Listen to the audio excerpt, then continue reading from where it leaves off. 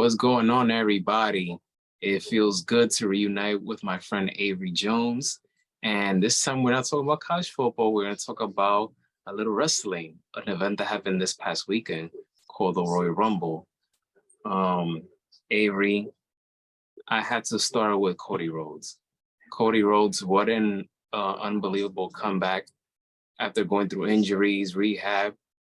He's come a long way, and now entering as number 30, he beat the number 1 entry Gunther to win the Royal Rumble. What do you have to say about America's Nightmare? I've been a fan of Cody Rhodes for a long time. Overall, a little background: I've been a wrestling fan for a very long time. Like, my first memories of professional wrestling are of his dad, the American Dream, Dusty Rhodes. So the fact that I was a really good fan of him when he and Randy Orton and Ted DiBiase Jr. formed Legacy. Their unit had a good couple of year run. So his time was there.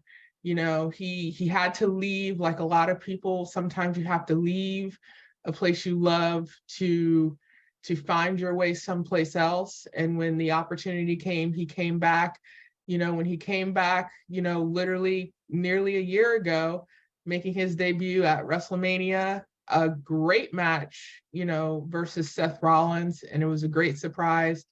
The injury, of course, was devastating, but the fact that, he took his time, he kind of did, the a la John Cena, being number 30 from like the 2008 Royal Rumble.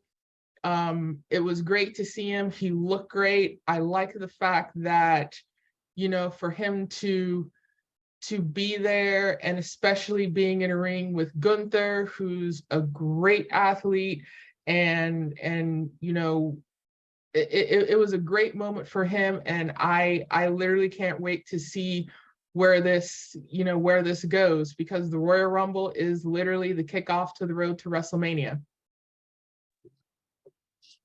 Yes, indeed. And I really want Cody Rhodes to dethrone Roman Reigns at WrestleMania. Roman Reigns, he's going to be a future Hall of Famer. He's accomplished so much. Acknowledge me. He's accomplished so much in the wrestling business. But I'm one of these wrestling fans that I get very tired and boring when I see someone holding the belt for so long. And I just feel that this is Cody Rhodes' moment. I just feel it. So I hope that they go with that route, but I won't be surprised by whatever outcome the company is going to go with. One of my favorite parts of the Royal Rumble match is Logan Paul and Ricochet. From the top of the rope, they both clothesline each other. That was tremendous athleticism. You're exactly right. The one thing about the Royal Rumble is not only do you get these, entry surprises. Of course, we got to see Booker T, who looked fantastic. Of course, Logan Paul being there. I'm not the biggest fan of Logan Paul, but I do respect that he is taking this seriously. Like Bad Bunny, he knows what these men and women go through year after year after year, especially those that have been in the business for so long. So for Logan Paul to be in the Royal Rumble, to have a very decent showing, and you're right, that spot with Ricochet was like jaw-dropping, top tier, and you could hear the crowd, they were very impressed. Another surprise about the Royal Rumble, like I said, Gunther. There's one thing about the Royal Rumble, and it's always about longevity. So, like, if you start the Royal Rumble, trying to finish it is going to be tough. But not only did Gunther start number 1, but he broke Rey Mysterio's record by being in the Royal Rumble for over 70 minutes. And that is a big deal, because I have a friend, his name is Chris Nelson. I did an interview with him, and it's on my podcast.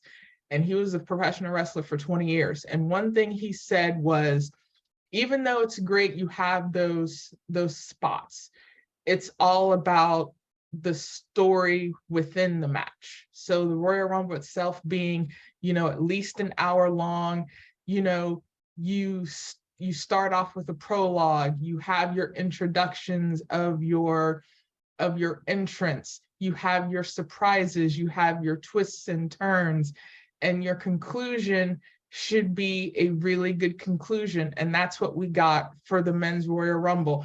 And the fact that that was the first match of the night was a great way to kick off the night.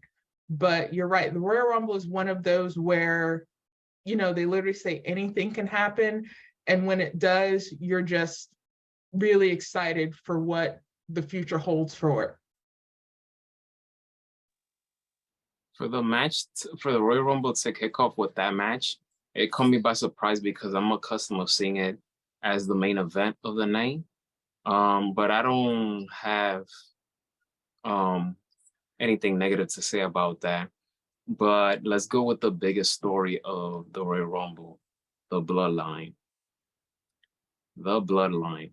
Sami nailed Roman Reigns with the steel chair, and pretty much that's it. Put the nail in the coffin. Roman Reigns remains champion as he beat Kevin Owens, but the storyline is Sami and the Bloodline.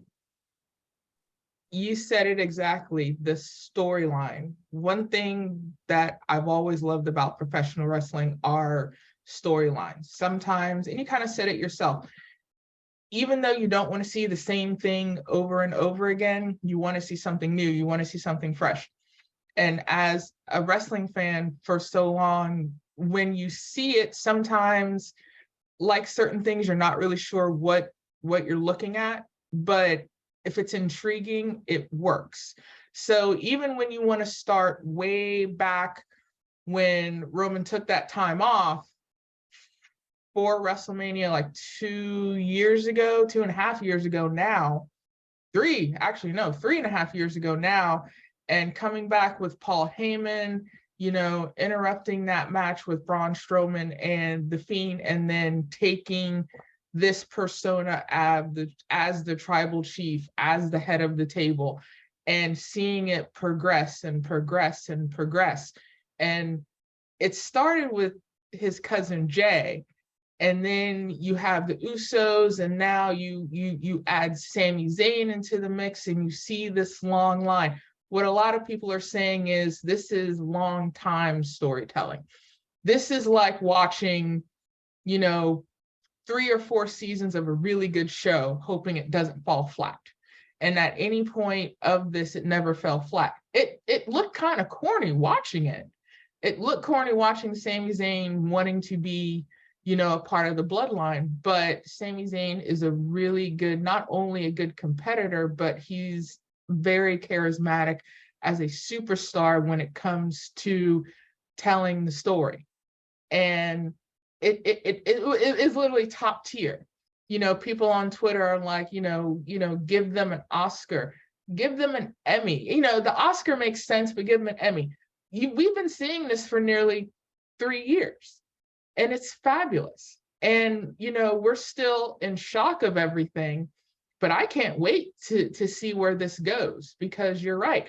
It's not just Kevin Owens and Sami Zayn. You also have Jey Uso in the mix. There are many, many layers to this. And that's the one thing that makes me, proud to say I'm a wrestling fan. I like this.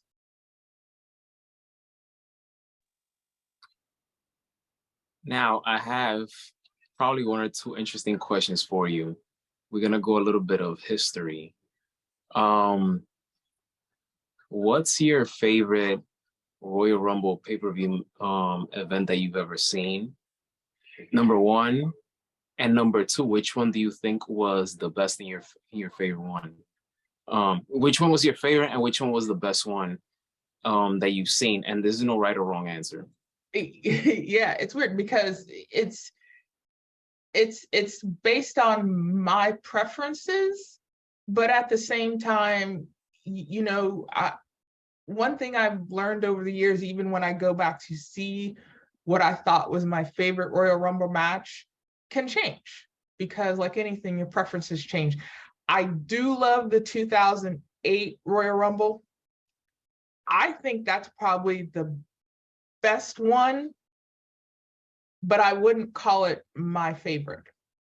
My favorite is actually the one that happened the year after, which is kind of an underrated Royal Rumble because it involved Randy Orton, legacy, his storyline with the McMahon family, and his whole run for that spring and summer. I really like that Royal Rumble because, like the Bloodline, there's so many layers that were going on with him, Cody Rhodes, DiBiase, Randy Orton taking that Viper persona, you know, and working with it to his advantage.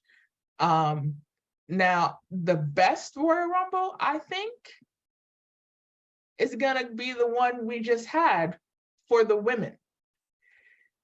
One thing as a wrestling fan, it always struck me as it took so long for the women to get a Royal Rumble.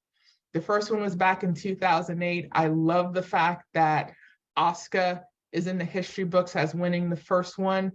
And with the Women's Royal Rumble, her making her surprise return, because about 3 weeks ago, she was in Japan. And a lot of people weren't thinking she was going to come back to WWE. So her return was great. This past one, the 2023 Royal Rumble, I'm giving it to the ladies. I'm giving it to the ladies. That's probably the best one so far. And again, only the fourth person to start at number one, Rhea Ripley, started at number one and she finished it. And also props to Liv Morgan. She's underrated as well. And also some of the competitors. A couple weeks ago, I went to an NXT live event here in my hometown. I saw Roxanne Perez. She's very athletic, very good, especially for being so young. Zoe Stark, same way. She's a powerhouse. NXT is this brand that is producing superstars that are literally the future. That was literally the whole concept of NXT. So yeah, I would say, yeah. So yeah, my favorite is the 2009. The best Royal Rumble is the one a couple days ago for the women with Rhea Ripley on top.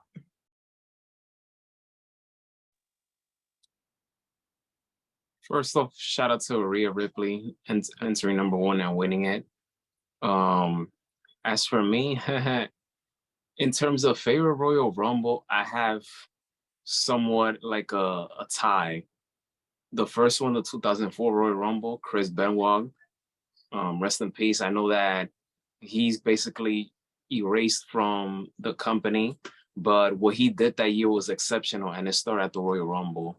So I felt I saw that one. And the other one was the year after, 2005. Batista. At the time, I was growing a big fan of him.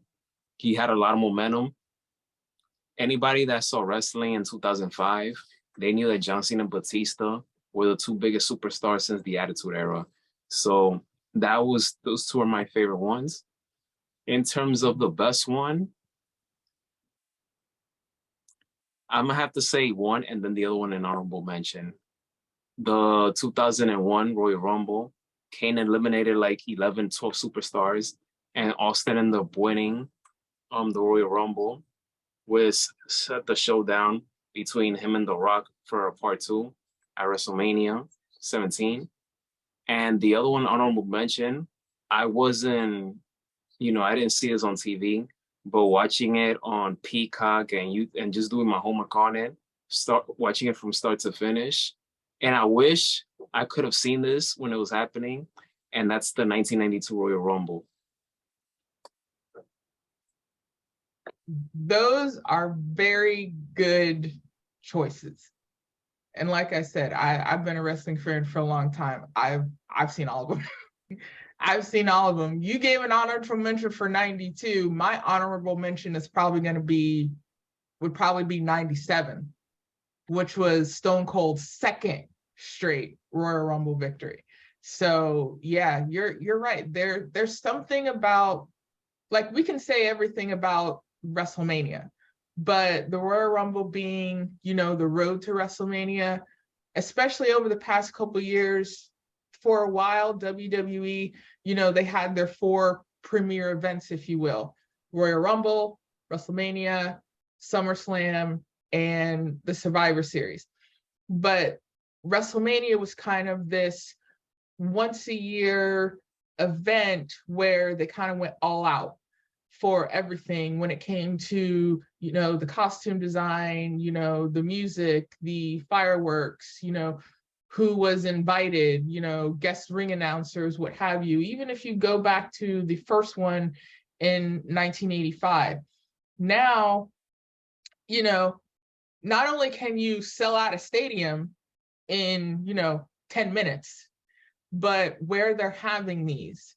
So like now you're having, you know, the Royal Rumble at the Alamodome that had 51,000 people. My hometown doesn't have that many people. You know, if my hometown, you know, were to fit in that stadium, we'd still have about 10,000 seats left.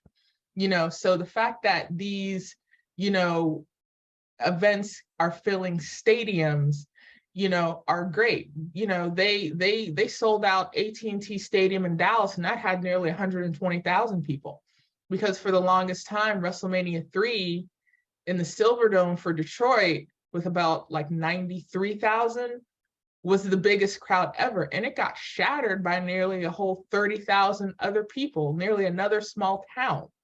You know, so the fact that these events are becoming, you know, bigger, and you know, the spectacle, more of the show, is fantastic. Another thing, and I mentioned this to a friend of mine, I like the fact that they're on Saturday, so I don't have to worry about you know, an overhaul on Monday. But especially, you know, with COVID, my first WrestleMania would have been in Tampa in 2020. Had the ticket and everything, and then they canceled the event. But I like the fact they still tried to do something, and not only that, they had it on 2 nights. So for the past, you know, 2 years, you know, you have a Saturday event, you have a Sunday event. And I think it's great because even the pay-per-views themselves, you know, back in the day, they were 2 hours, and that was great. You know, now, you know, pay-per-views ended up being like 3 hours, and that was still fine. Now, pay-per-views on average are at least, you know, 4 hours, at least 4 hours, and you are entertained from start to finish. And it's fantastic. And I like what's going on. I like the track of which everything is proceeding, you know, especially now. Past couple years has, you know, it's kind of been tough to watch maybe certain superstars, maybe watch certain superstars leave, especially when they've been there for a long time. But especially for the past, I would say definitely 6 months, it's been very good. And the Royal Rumble, especially the first big pay-per-view of the year, is been great. It's been great.